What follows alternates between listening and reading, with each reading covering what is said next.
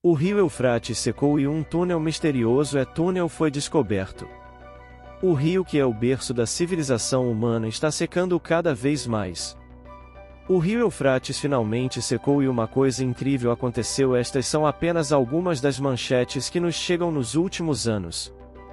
Mas a sensação é que o maior está longe do que encontraremos enterrados sobre o antigo rio. Mais incrível do que está acontecendo é que mesmo há milhares de anos foi escrito que esse evento ocorreria.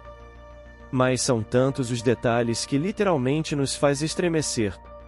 Um exemplo superficial é encontrado no Antigo Testamento. O rio Eufrates é descrito como um meio de apoio extremamente importante para os inimigos de Israel, ou seja, a Síria e Babilônia. O rio atravessa a Babilônia e é importante para a cidade porque irriga as plantações e fornece água para a população. A Babilônia não pode sobreviver sem o Eufrates. Vejamos o que diz Apocalipse 16 no versículo 12. O sexto anjo derramou a sua taça sobre o grande rio Eufrates e as suas águas secaram-se para preparar o caminho para os reis do Oriente. Este versículo é parte de uma narrativa significativa sobre o derramamento das 7 taças da ira de Deus na terra. Acredita-se que a secagem do rio seja uma representação simbólica da remoção das barreiras que impedem que as forças do mal se reúnam para a batalha final conhecida como Armagedon. Os reis do Oriente às vezes são interpretados como os exércitos ou forças que participaram desse conflito climático. Será que estamos prestes a testemunhar a segunda vinda de Jesus Cristo? É uma possibilidade perturbadora. Cada vez mais estudiosos e religiosos estão nos dizendo para considerar os rios Eufrates e Tigre que fluíam através da atual Síria e Iraque e desaguavam no Golfo Pérsico.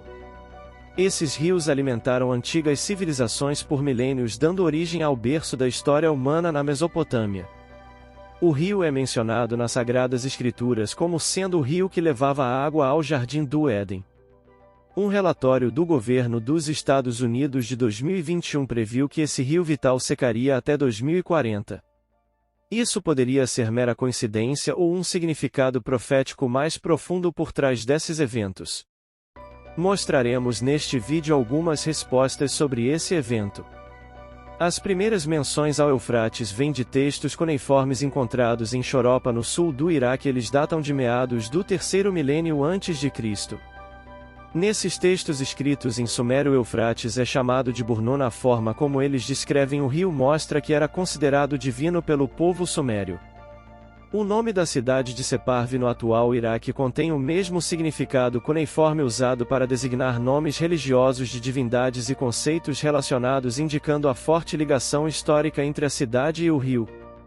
O Frates é o rio mais longo da Ásia Ocidental. Nasce na confluência do Karasu ou Eufrates Ocidental e do Murais Eufrates Oriental. A montante da cidade de Kebon, no sudeste da Turquia. Daldin Frentin estimam a extensão do Eufrates desde a nascente do rio Mura até sua confluência com o Tigre em 3.000 quilômetros, dos quais 1.230 estão na Turquia, 710 na Síria e 1.060 no Iraque. A ocupação inicial da bacia do Eufrates limitava-se ao seu curso superior, ou seja, a área conhecida como crescente fértil na bacia de Sajur e Noasis, bem como restos de Homo erectus que datam de 450 mil anos nas montanhas Taurus e no alto vale do Éufrates sírio. As primeiras aldeias permanentes como a Buraíra foram originalmente habitadas por caçadores-coletores, só depois primeiros agricultores surgiram. Só satélites da NASA acompanham de perto os processos de secagem desse rio histórico para a humanidade.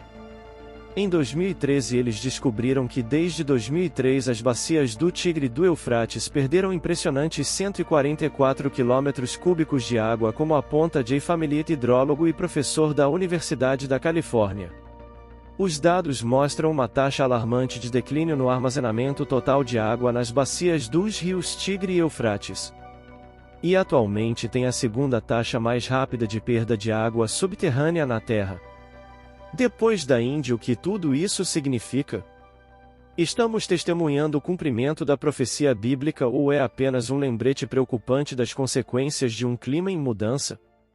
O rio Eufrates esteve no centro da história da humanidade por séculos e agora chama a nossa atenção novamente ao secar. Diante de nossos olhos é difícil não se preocupar com a evolução futura, afinal a vida de milhões de pessoas ligadas a esses rios está em jogo. E se continuarem secando, as consequências podem ser desastrosas. O professor continua: depois da seca de 2007 o ritmo de secagem começou a ser assustadoramente rápido.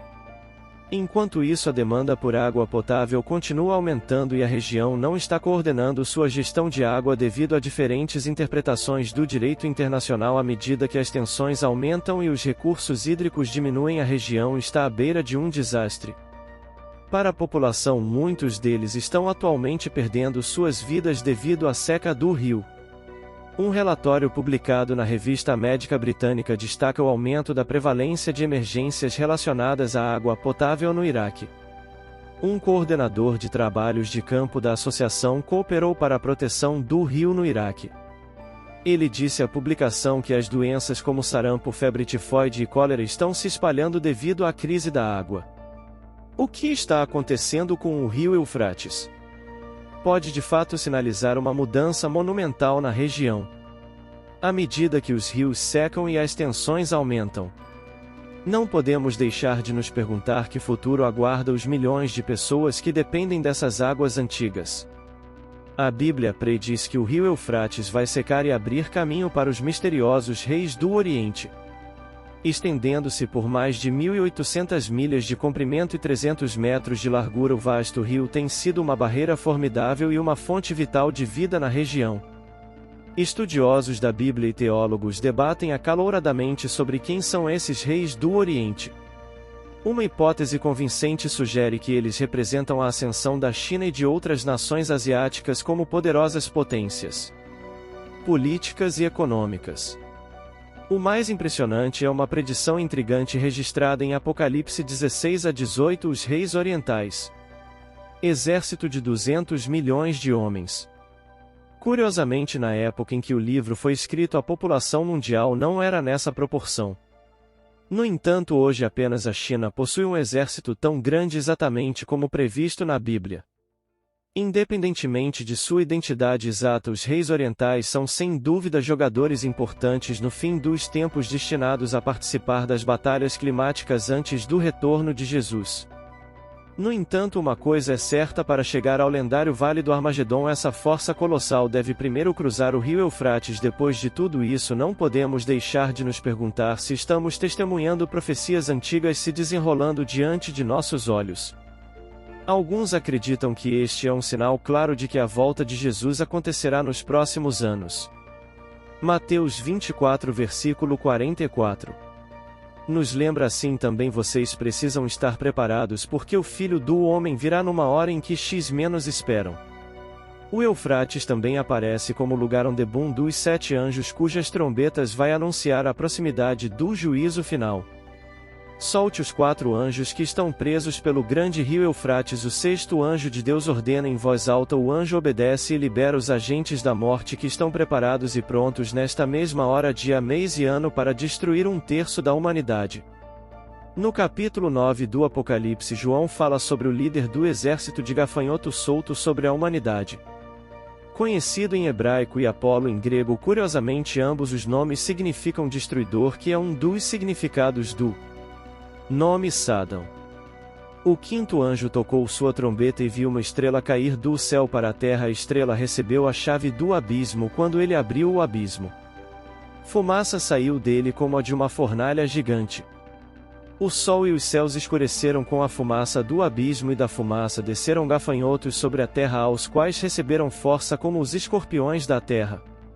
Eles foram instruídos a não prejudicar a grama, a terra, nem qualquer planta ou árvore, mas apenas pessoas que não tinham o selo de Deus em suas testas. Eles não tinham permissão para matá-los, apenas para torturá-los por 5 meses, e os tormentos que eles suportaram eram como os de uma picada de escorpião. Naqueles dias os homens procuraram a morte, mas não a encontrarão. Eles desejarão morrer, mas a morte fugia deles. Esses gafanhotos tinham como rei sobre eles o anjo do abismo, cujo nome em hebraico é Abaddon e em grego Apolo. De acordo com Erwin Becker, fundador da revista Fim do Tempo e pastor como uma luva em descrições apocalípticas, ele prevê um papel fundamental para o Iraque que levará ao fim do mundo devido aos contínuos conflitos com os Estados Unidos.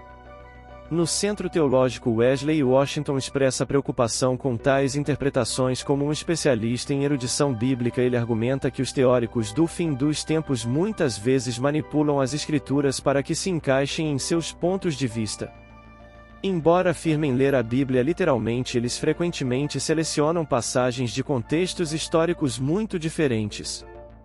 Ele explica que os intérpretes de profecias geralmente misturam versículos de fontes para apoiar seus pontos de vista. Ao fazer isso, eles ignoram alguns detalhes fornecidas pelo testemunho bíblico. Por enquanto, a única coisa clara é que o rio Eufrates é mencionado mais de uma vez em escritos religiosos antigos e de uma forma que não é particularmente favorável a nós. As escrituras e profecias são interpretadas corretamente, seremos nós humanos de hoje capazes de lidar com esse problema natural que enfrentamos?